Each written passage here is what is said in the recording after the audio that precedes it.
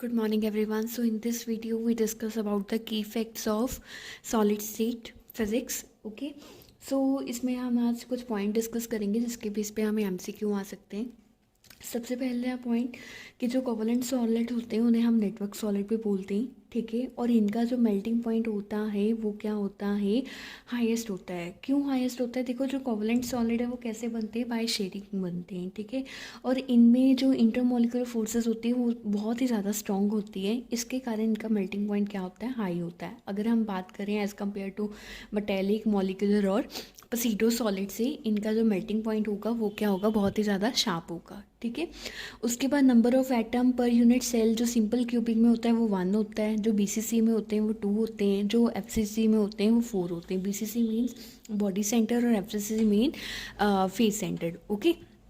उसके बाद हमारे पास एक न्यूमेरिकल है, कहते हैं एक कंपाउंड है that is form by 2 elements, एक ए एलिमेंट है और एक बी एलिमेंट है। कहते हैं एटम ए आ रहा है at the corner of the cube, ठीक है। तो एटम ए कॉर्नर पे है और जो बी है वो सेंटर पे है। हमें पता है जो कॉर्नर्स होते हैं वो 8 होते हैं, यानी कि 8 एटम है, ठीक है। तो 8 इंटू 1/8 का रेशो कितना आ जाएगा, 1 आ जाएगा, ठीक है। और बॉडी सेंटर तो कहीं पे भी हो सकता है और होता भी एक ही है, तो बी कितना आ जाएगा, 1 आ जाएगा। तो यहाँ पे ए का रेशो भी कितना आ रहा है, 1 आ रहा है, बी का रेशो भी 1 आ रहा है। तो हमारे पास जो इसका फॉर्मूला बनेगा दैट इज़ ए बी, ठीक है। So the formula is A B, okay. Next, जो इंट्रायनिक डिस्टेंस होता है सीजियम क्लोराइड में वो कितना होता है, √3/2a। जो सीजियम होता है इसमें बॉडी सेंटर होता है, जो क्लोरीन होता है वो कॉर्नर होता है, ठीक है। देखो, वन थिंग मोर, अभी ये है कि हमें ये फैक्ट्स को अपने, देखो हमने ये सारा सिलेबस ऑलरेडी किया हुआ है, ठीक है। हमने अपनी लोअर क्लासेस में, बीएससी में, ग्रेजुएशन में, एमएससी में ऑलरेडी किया हुआ है।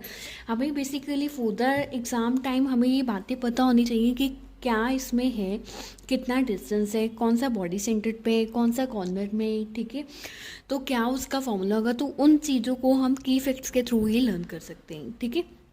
उसके बाद 5th पॉइंट है कि अगर कुछ अगर क्रिस्टलाइन सॉलिड है, हमें पता है crystalline solid long range order होते हैं, ठीक है।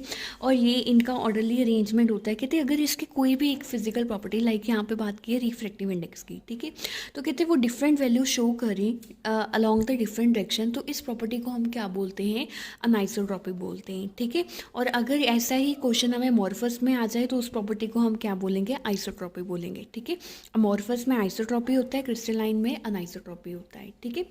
उसके बाद है, कहते हैं in a compound atom of elements form CCP lattice and those of element A occupy 2/3 of tetrahedral void and the formula of compound B, ठीक है। तो उन्होंने बोला है कि एक कंपाउंड है जिसमें CCP लैटिस बन रहा है और जो एलिमेंट ए है उन्होंने 2/3 टेट्राहेड्रल क्या है, कवर किया है, तो उसका फॉर्मूला क्या होगा। तो देखो, जो CCP होता है उसमें जो हमारा कह लो कि number of atom per unit cell वो कितने होते हैं, 4 होते हैं। CCP और FCC सेम होता है, तो हमने ऑलरेडी अपने की पॉइंट में पढ़ा है कि FCC का कितना होता है, 4 होता है, तो हमने लिख लिया C4। अब ये कितना है, 2/3 ऑफ टेट्राहेड्रल वॉइड, ठीक है। अब देखो, जो अमाउंट होती है ऑक्टाहेड्रल वॉइड की या टेट्राहेड्रल वॉइड की वो कितनी होती है। ऑक्टाहेड्रल वॉइड उतने ही होते हैं जितने हमारे number of atom per unit cell है, और टेट्राहेड्रल वॉइड उससे क्या होता है, डबल होता है, ठीक है।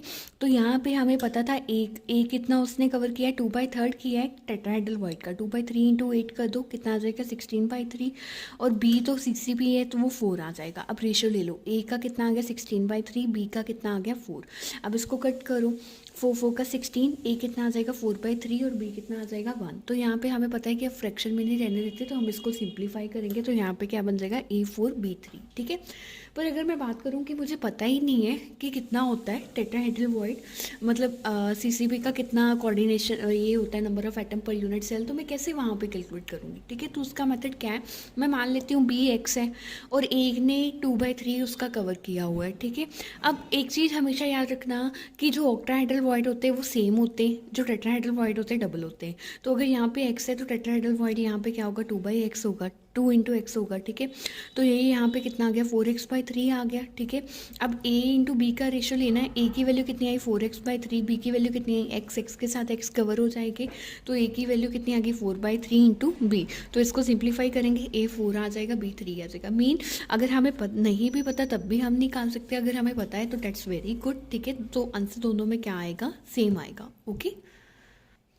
नेक्स्ट जो हमारा पैकिंग का अरेंजमेंट होता है क्यूबिक क्लोज पैकिंग में, वो कैसा होता है, A B C A B C A B C, मतलब रिपीटेबल होता है, ठीक है। हेक्सागोनल में क्या होता है, A B A B A B, ठीक है। तो ये आपको सीक्वेंस याद रखना है। हो सकता है कि हमें आ जाए कि ऐसा सीक्वेंस किस में पाया जाता है, तो हम वहाँ पे लिख सकते हैं, ठीक है।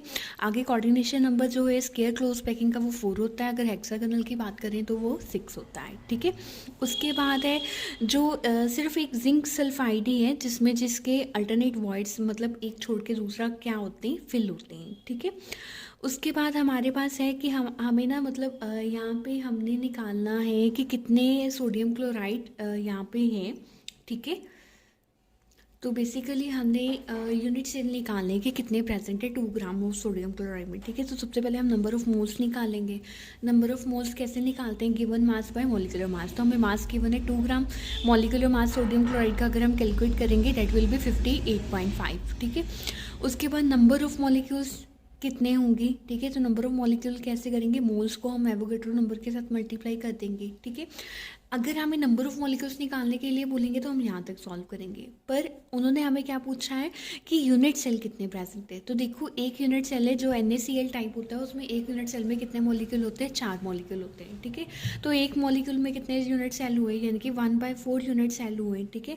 तो हम क्या करेंगे, 1/4 को इन नंबर ऑफ मॉलिक्यूल के साथ मल्टीप्लाई कर देंगे और जब इसे सॉल्व करेंगे you will get the answer 5.14 × 10⁻21, okay. Next is देखो जो कोऑर्डिनेशन नंबर है कैटायन एंड एनाइन का, जो सीजियम क्लोराइड होता है उसमें कितना होता है, 8 और 8।